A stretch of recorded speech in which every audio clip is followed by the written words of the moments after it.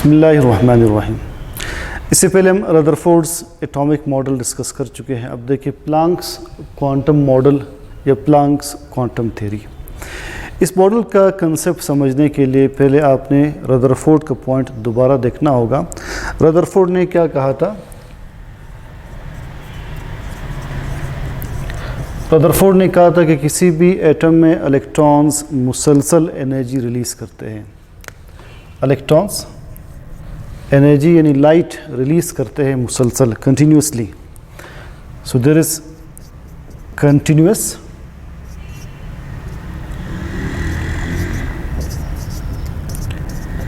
Emission of energy और light, energy और light, ये रदरफोर्ड ने कहा था। अब इस पर ऑब्जेक्शन ये रेज हुआ कि अगर इलेक्ट्रॉन्स मुसलसल एनर्जी रिलीज़ करेंगे तो इलेक्ट्रॉन्स की तो एनर्जी कम होती जाएगी। एनर्जी कम होते होते एट लास्ट इनकी एनर्जी ख़त्म हो जाएगी और ये इलेक्ट्रॉन्स न्यूक्लियस में फॉल कर जाएंगे, एटम कोलैप्स होगा, जो कि प्रैक्टिकली होता नहीं। तो इस पॉइंट की करेक्शन प्लैंक्स क्वांटम थ्योरी में आई। प्लैंक्स क्वांटम मॉडल में प्लैंक ने कहा कि light is released discontinuously from a source. Light means energy, पहले देखें, light means energy. Source वही एटम ही होगा, देखिए सोर्स एटम ही है। प्लैंक ने कहा कि जो रदरफोर्ड कह रहा है कि एनर्जी कंटिन्यूसली रिलीज़ होगी, ऐसा नहीं होता। किसी भी सोर्स यानी किसी भी एटम से एनर्जी यानी लाइट डिसकंटिन्यूसली रिलीज़ होती है। कैसे डिसकंटिन्यूसली? उन्होंने कहा कि किसी भी सोर्स से एनर्जी मुसलसल वेव के फॉर्म में रिलीज़ नहीं होती, बल्कि एनर्जी रिलीज़ होती है पैकेट्स ऑफ एनर्जी के फॉर्म में, पैकेट्स ऑफ एनर्जी।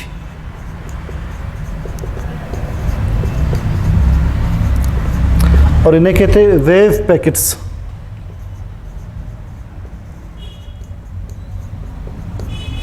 या इन्हें कहते हैं फोटॉन्स,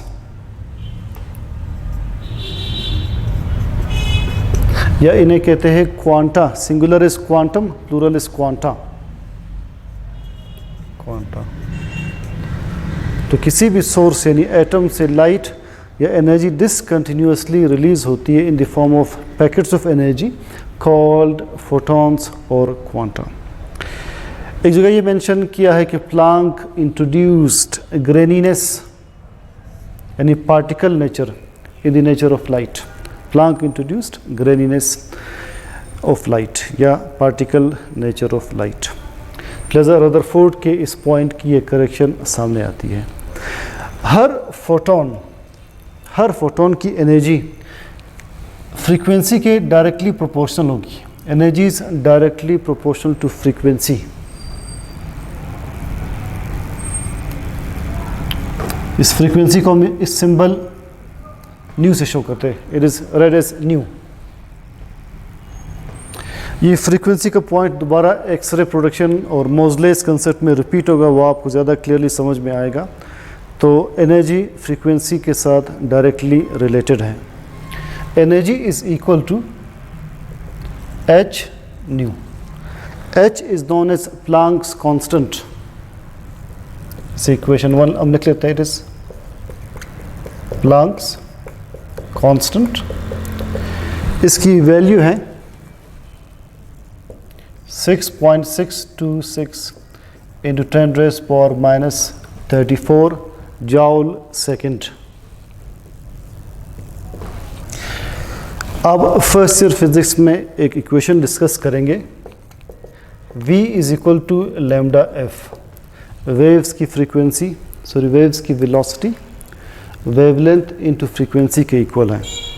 अगर आप इसे लाइट पर अप्लाई करते हैं तो लाइट के केस में हम v की बजाय c सिंबल यूज़ करते हैं। लाइट की स्पीड को हम c से शो करते हैं। Lambda is wavelength. I explain what wavelength is. Frequency को हम इस सिंबल न्यू से शो करते हैं। तो फ्रीक्वेंसी किसके इक्वल आ जाएगी? Frequency is equal to c upon lambda.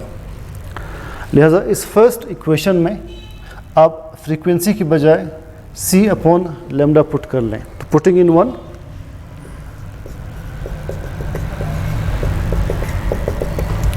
E is equal to H new की बजाय c अपॉन लैम्डा। यहाँ से आपके सामने रिलेशन क्या आ रहा है कि किसी भी फोटोन की एनर्जी वेवलेंथ के साथ इन्वर्सली रिलेटेड है। तो दो रिलेशंस अब तक आपके सामने आ रहे हैं। Energy is directly related to frequency, जितनी फ्रीक्वेंसी ज़्यादा होगी एनर्जी ज़्यादा होगी। Energy is inversely related to wavelength, जितनी वेवलेंथ ज़्यादा होगी एनर्जी कम होगी फोटोन की। अब एक और कंसेप्ट देखते हैं, पहले फ्रीक्वेंसी की डेफिनेशन, फिर एक और कंसेप्ट वेव नंबर का। What is frequency? Frequency means number of waves passing per unit second, per unit time, number of waves passing per unit second या पर यूनिट टाइम। एक और टर्म हम use करते हैं wave number. What is wave number? Number of waves passing per unit distance. तो अगर आप number of waves per unit time ले, ये फ्रीक्वेंसी है, number of waves per unit distance ले, ये वेव नंबर है। फ्रीक्वेंसी को आप सिंबल न्यू से शो करते हैं और वेव नंबर को सिंबल न्यू बार से शो करते हैं। इसे आप पढ़ते हैं न्यू बार, इसके ऊपर ये बार लगा है। न्यू बार या wave number, it is reciprocal to wavelength. How is it reciprocal to wavelength? देखिए, हम सेम डिस्टेंस कंसिडर कर रहे हैं दो केसेस में, एक केस ए, एक case B, A and B. आप देख सकते हैं ए में नंबर ऑफ वेव्स कम है, यानी न्यू बार कम है, तो वेवलेंथ ज़्यादा है। वेवलेंथ देखिए, क्रेस्ट से क्रेस्ट या ट्रफ से ट्रफ तक का डिस्टेंस, इसे कहते हैं वेवलेंथ। इस पार्ट को क्रेस्ट कहते हैं वेव में, लोअर पार्ट को ट्रफ कहते हैं। तो क्रेस्ट से क्रेस्ट या ट्रफ से ट्रफ तक का डिस्टेंस वेवलेंथ कहलाता है। नंबर ऑफ वेव्स कम है तो वेवलेंथ ज़्यादा है। इतने ही डिस्टेंस में अब मैंने ज़्यादा नंबर ऑफ वेव्स शो किए हैं, वेव नंबर ज़्यादा। अब देख ले वेवलेंथ क्या है, वेवलेंथ बहुत कम है।